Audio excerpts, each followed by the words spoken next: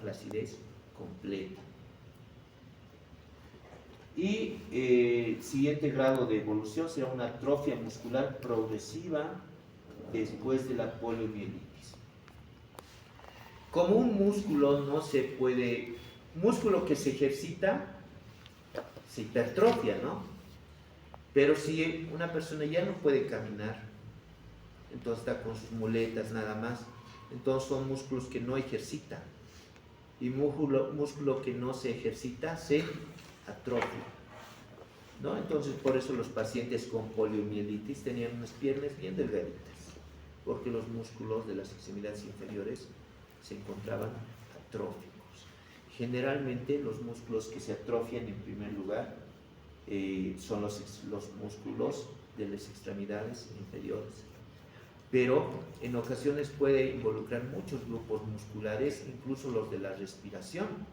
Y una forma de sobrevida, cuando la polio estaba ahí en una fase epidémica, era justamente entrar en unas cámaras de presión negativa, unas cámaras que más adelante les voy a mostrar una foto, donde lo que hacían era con presión negativa tratar de que se infle el tórax y que puedan respirar.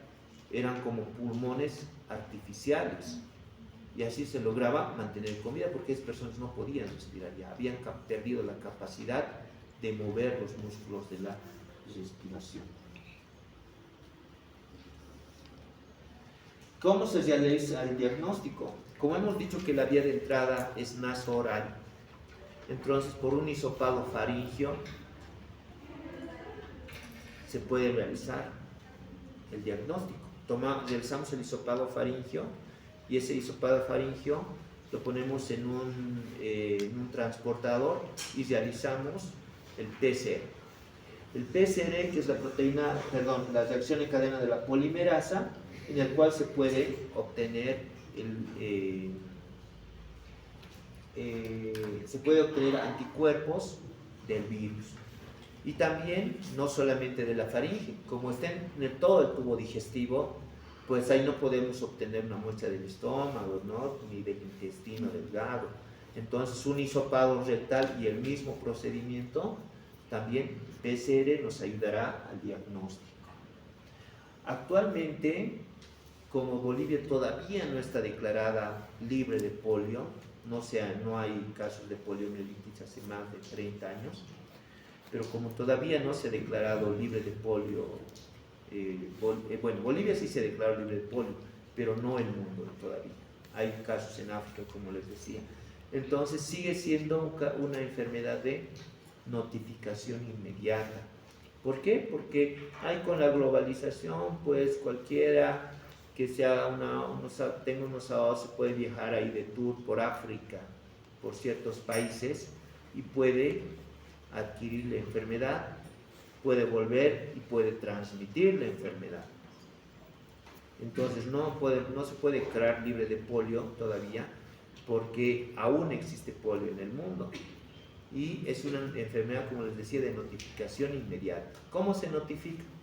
Paciente con parálisis flácida. Puede ser miastenia gravis, que hay. Puede ser Guillain-Barré. El Guillain-Barré igual produce una parálisis flácida ascendente. Hay muchos casos de Guillain-Barré, pero cuando llega un paciente con parálisis, debilidad en las extremidades inferiores, entonces hay que descartar que sea polio.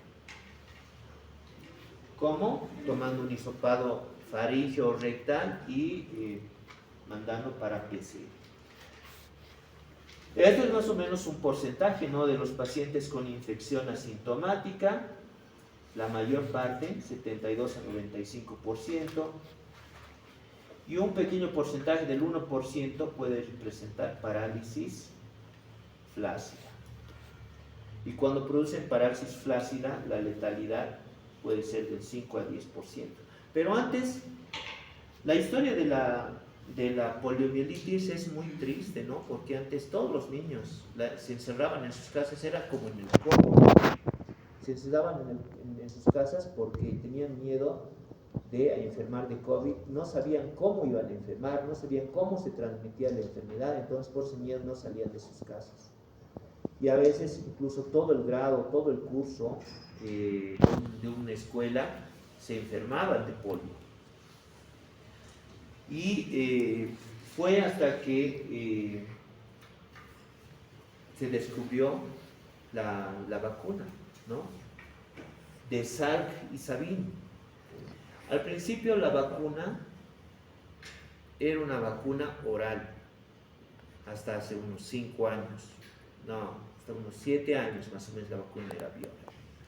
Las vacunas eran unas 2 gotitas o 3 gotitas que se colocaban vía oral. Esa era la vacuna contra la polio, así de sencilla, a los 2 meses, 4 meses, 6 meses, al año y medio y a los 4 años.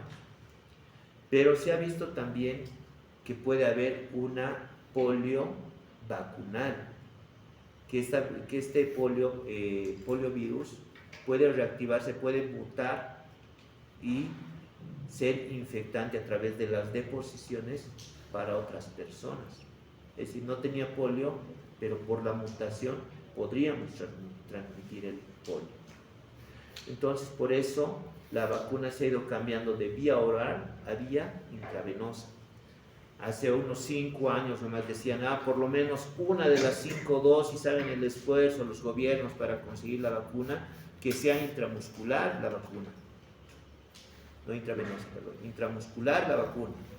Porque vía oral puede producir polio vacunal. Entonces, ya la primera era intramuscular, las otras seguían siendo vía oral. Pero lo ideal, ojalá que todas sean intramusculares, era el plan luego de la Organización Mundial de la Salud. Actualmente toditas las vacunas son intramusculares, porque si sabemos que por vacunarse más bien lo podemos enfermar al paciente de polio, o por vacunar tal vez no se va a enfermar, pero puede transmitir polio, entonces era una necesidad convertir la vacuna que era la OPV a la IPV. Actualmente se vacuna la IPV en el muslito de los bebés a los 2, 4, 6 meses, ¿no? Al año y medio y a los 4 años. Con los años, al principio, como les decía, era vía oral, bajo costo, fácil administración, elevada aceptación social. ¿Qué papás no van a querer que unas gotitas le pongan de vacuna? Y era altamente efectivo. Y así el polio se erradicó en la mayor parte del mundo, con la polio vía oral. Pero empezaron a ver, como les digo, polio vacunal, ¿no? Entonces, al haber polio vacunal, ya se trató recién estos últimos años, que ya no hay polio, pero han habido algunos casos de polio vacunal, para erradicar completamente la polio, convertir de OPV a IPV.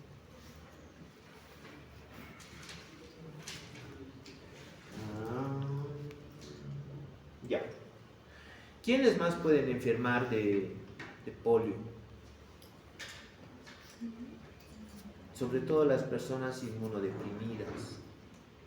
Las personas inmunodeprimidas, entonces, este virus de la poliomielitis, si tiene la capacidad de mutar, entonces puede producir la enfermedad, ¿no? Por eso no se debe administrar en inmunodeprimidos.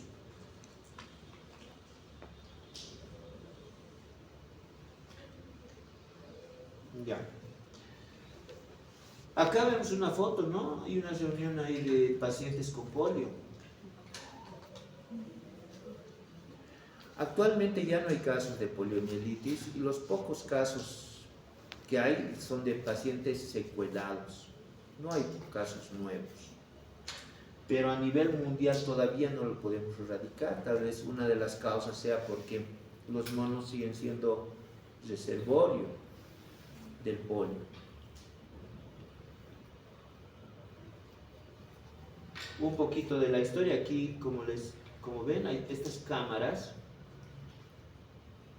Aquí están digamos, los pacientes. Aquí ponen su cabeza los pacientes y todo el resto de su cuerpo tiene que estar dentro de la máquina. Y eso por presión negativa les obligan a respirar, más o menos ese es el fundamento, para que levanten la musculatura respiratoria y puedan respirar.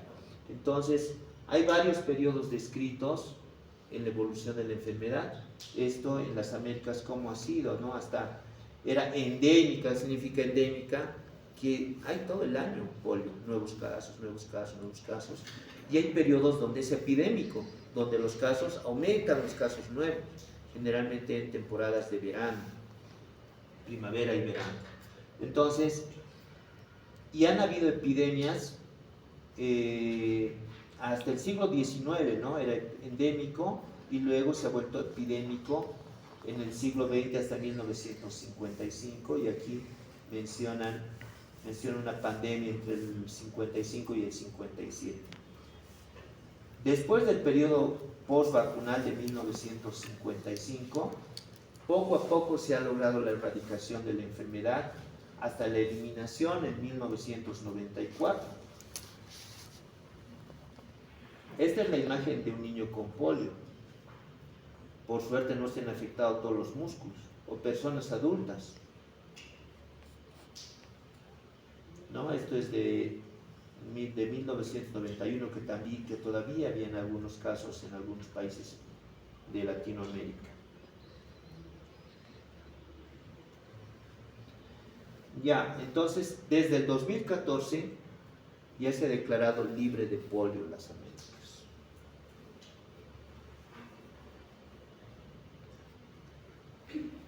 El 24 de octubre, Día Mundial de la Poliomielitis. Esto no hacen el examen. ¿Y qué es lo que falta? Donde quiera, dice acá, ¿no? Donde quiera que haya debilidades en las coberturas en la vacunación, puede reactivarse la poliomielitis. Como en Estados Unidos, por ejemplo, que en Estados Unidos han dejado de vacunar contra el sarampión, porque ya estamos libres de sarampión. Han dejado de vacunar contra la tuberculosis, porque han dicho este no es un país pobre, entonces no necesitamos vacunar contra la tuberculosis.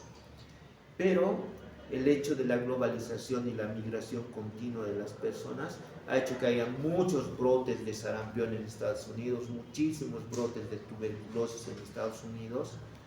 Entonces se reactivan las campañas de vacunación.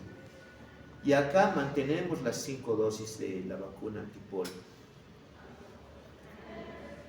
Por eso dice, donde quiera que haya debilidades en las coberturas de vacunación, en la vigilancia, en el monitoreo.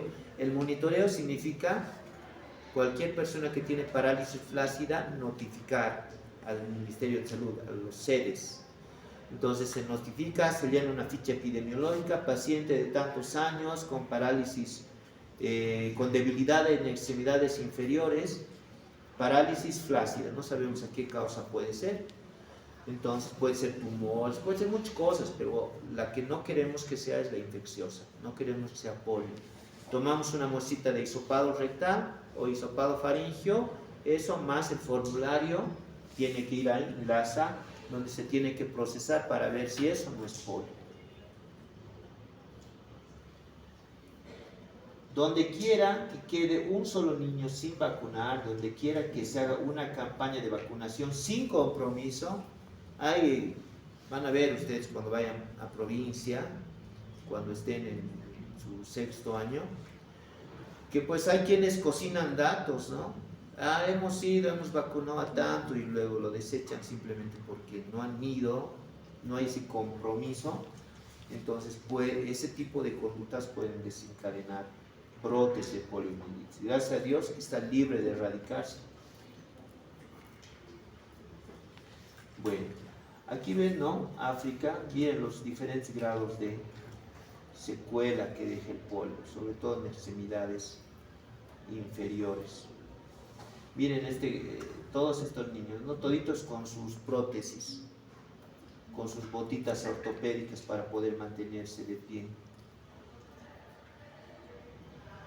Bueno, entonces, la recomendación es siempre ser pro vacuna, pro vacunación. Cada vez hablamos de muchas enfermedades que se han erradicado gracias a las vacunas y muchas que están surgiendo por el abandono de los planes de vacunación. Ya, bueno, esa era la clase, chicos. Esta es una enfermedad muy antigua, incluso han habido jeroglíficos ahí en el antiguo Egipto, donde, por ejemplo, esto data de 1403 al 1365 a.C., donde se observa aquí una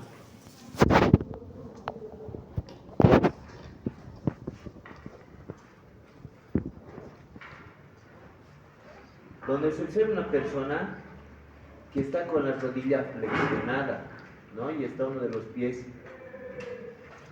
tocando solamente la superficie de la tierra con la punta, ¿no? Está ahí. Y además en su brazo, a nivel de su axila, vemos lo que aparenta ser como una muleta. Como una muleta. Probablemente porque tenía polio. Por eso se piensa que es una enfermedad muy antigua. Ahora, como dice acá, es exclusivamente humana, aunque no infecta solamente a los humanos, también infecta a otros seres, como por ejemplo a los monos, ¿no? A los simios y a otras especies de monos también. Pero no les produce enfermedad, solamente los infecta. Entonces serían portadores, ¿no? Pueden ser portadores. Y quien sí enferma es el ser humano. Ahora, el virus de la poliomielitis pertenece a una familia que es la familia de los Picornaviridae. Estos Picornaviridae son los virus más pequeños que hay. Estos Picornaviridae se dividen en enterovirus y también ahí están los rinovirus, ¿no? Los rinovirus son encargados del resfrío común. Pero dentro de los enterovirus hay varios, dentro de los cuales vamos a hablar específicamente del virus de la poliomielitis. Ahora, este virus de la poliomielitis o poliovirus tiene varias características, ¿no? Es un virión icosaédrico, es decir, tiene múltiples lados, de un tamaño pequeño de 28 a 30 nanómetros de diámetro, tiene una cadena única lineal de RNA y en su material genético solamente es el 30%, y también tiene proteínas que están en su cápside y también tiene otras proteínas que están junto al material genético, junto a la cadena de RNA. Ahorita vamos a describirlos en un cuadro. Tiene 4 polipéptidos principales que están en toda la superficie de la cápside.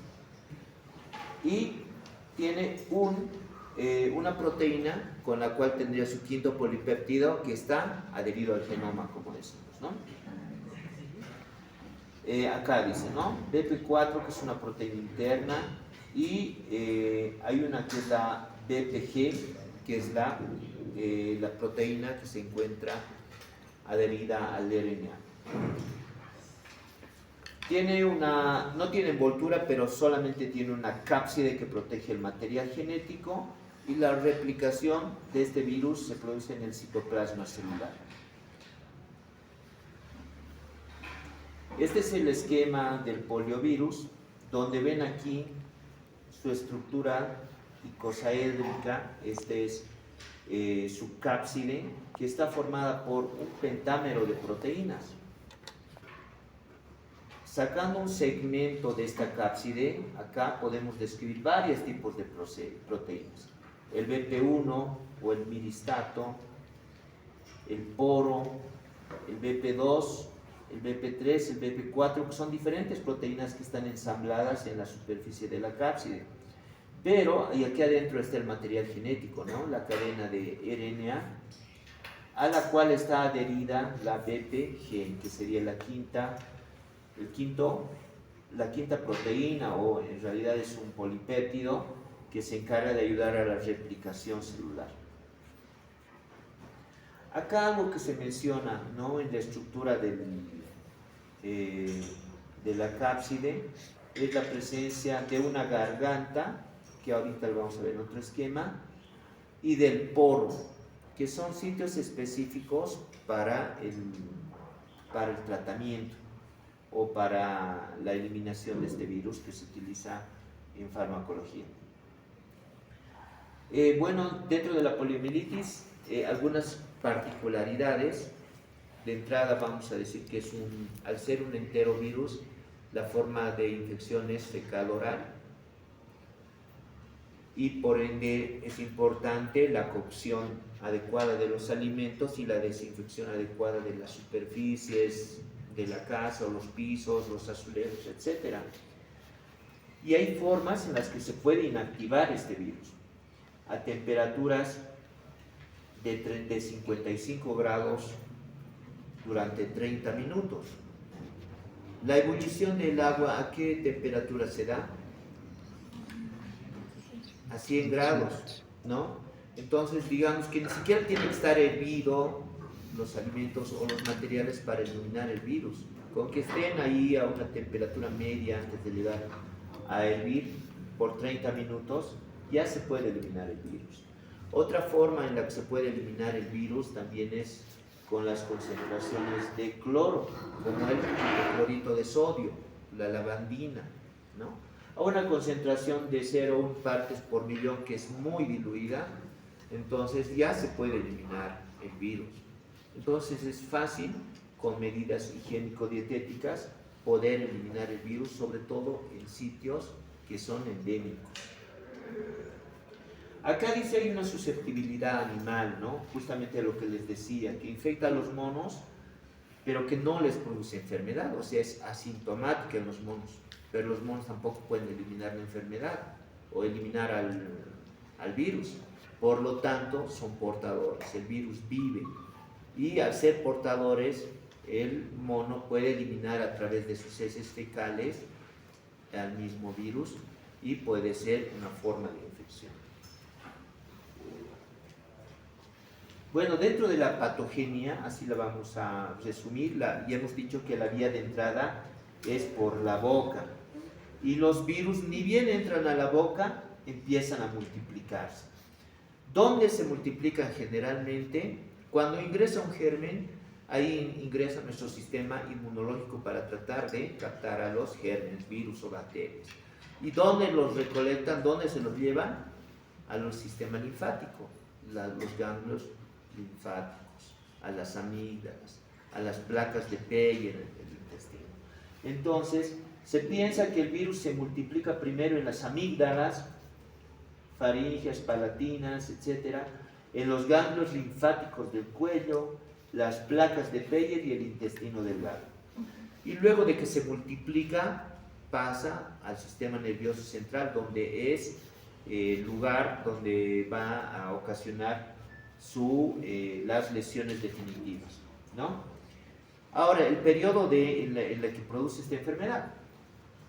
Una semana después de que ya ha ingresado el germen, es decir, después de la infección, esto es para realizar exámenes de laboratorio. Hay pocos virus presentes en la faringe, pero continúan excretándose en las heces durante varias semanas, aun cuando existan concentraciones altas de anticuerpos en la sangre. Entonces, el periodo en el que una persona puede transmitir a otras personas a través de las heces fecales es muy alto, ¿no? Dice, varias semanas se puede estar eliminando el virus por las heces fecales. Incluso los pacientes pueden estar asintomáticos, tienen la infección, están asintomáticos, pero ya están eliminando el virus.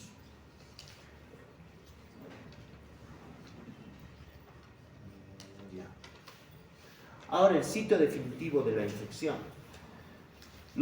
Este poliovirus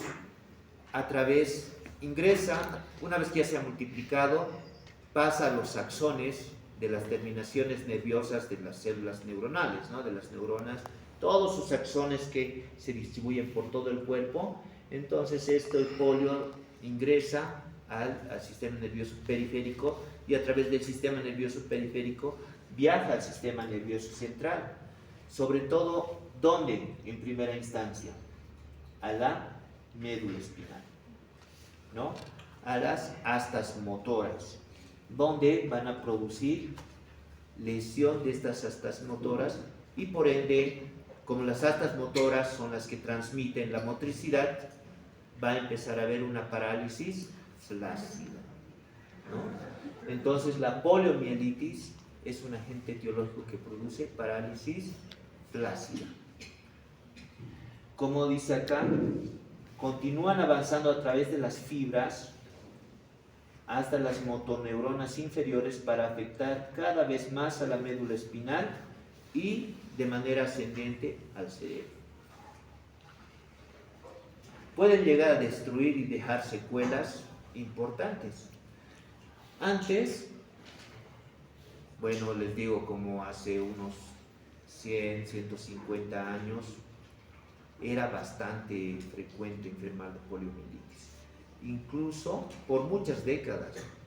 Incluso actualmente hay personas con poliomielitis que siguen vivas, que están con secuelas, ahí, ¿no? Son ya bien viejitos. Pero de hace unos 30 años todavía habían personas adultas que tenían secuelas, que estaban con las extremidades inferiores muy debilitadas y en silla de ruedas, o que estaban con sus bastones. Ahora ya, difícil de encontrarlos. ¿Por qué? Porque gracias a Dios la poliomielitis está cerca de erradicarse. En realidad, todavía no se ha declarado Bolivia libre de poliomielitis. Aún existen algunos países como África y otros lugares, pero lo que busca la Organización Mundial de la Salud es la erradicación completa a nivel mundial de la polio. Pero ahí andamos en ese proceso. ¿Y cómo se logra? Con la vacunación. Por eso se sigue vacunando contra la poliomielitis a los 2 meses, 4 meses, 6 meses, al año y medio y a los 4 años. Igual que la pentavalente, ¿no? De la mano con la pentavalente va. Bueno, este es un resumen de la transmisión que habíamos ya mencionado. Acá, una vez que ingresa el virus, como habíamos dicho, la replicación de este virus se produce en el citoplasma, ¿no? No ingresa al núcleo, es un virus RNA cuya replicación es citoplasmática. Como ha ingresado, este es el virus y esta es su proteína, la BPG. Las otras, la BP1, 2, 3, 4, se encontraban a diferentes niveles de la cápside. Pero la BPG se encuentra unida a la cadena de RNA. Y luego empieza la traducción de las moléculas, nuevas proteínas de la cápside, y luego se empiezan el periodo de encapsidación. Este periodo de encapsidación va a formar diferentes clones de virus que posteriormente, una vez ya ensamblados, van a destruir la célula para poder salir, ¿no? El mecanismo de salida de la célula invadida es por destrucción, es por lisis celular. Ahora, dentro de las manifestaciones clínicas, puede ser muy variable. Cuando uno enferma de polio va a depender mucho de la carga viral. Por carga viral entendemos que es la cantidad de virus que ha ingresado a nuestro cuerpo para producirnos enfermedad. Si ha ingresado una carga viral muy pequeña, entonces podemos pasar tal vez la poliomielitis de manera asintomática, no tener ningún síntoma. Puede haber síntomas leves, parecidos a un resfrío, donde hay un poquito de fiebre, malestar general, y nada más, síntomas leves. O síntomas mucho más graves, donde ya puede haber parálisis. ¿Qué tipo de parálisis? Flácida, ¿no? El periodo de incubación suele ser de 7 a 14 días. Esto igual está en la anterior diapositiva. Bueno, esto ya lo hemos hablado, ¿no? Una enfermedad leve que puede generar solo fiebre, malestar general, somnolencia, un poquito de cefalea, náuseas, vómitos, estreñimiento, faringitis, en diferentes combinaciones, no siempre tienen todo, pero esa es una enfermedad leve. Y la polio no paralítica. Además de los signos que ya hemos mencionado, también puede haber dolor de espalda, dolor de cuello, sea, son síntomas de dolor, pero todavía no existe la parálisis. Más o menos puede durar 2 a 10 días. Hay cierta rigidez en las extremidades, ¿no? Hay malestar. Y luego, ya cuando la enfermedad es muy severa y ha dañado la sustancia gris de la médula espinal, sobre todo las astas motoras, entonces ya empieza la poliomielitis paralítica, ¿no? Esta parálisis que hemos dicho que es una parálisis flácida, es por lesión de la motoneurona inferior y de manera ascendente las células motoras del sistema nervioso central. A través de diferentes mecanismos que van a producir sucesivamente incoordinación secundaria a la invasión del tronco encefálico. El tallo cerebral es el que coordina todas las acciones que podemos decir del sistema nervioso central. Esto lo han llevado en neuroanatomía, ¿no? A través de los núcleos de la base. Entonces, si se lesionan los núcleos de la base, los núcleos motores, pueden haber diferentes alteraciones en el cuerpo, y no solamente en el cuerpo, también en la cara a través de los pares craneales. Pueden haber espasmos dolorosos de los músculos no paralizados, como el anterior, ¿no? Parálisis no espásmica.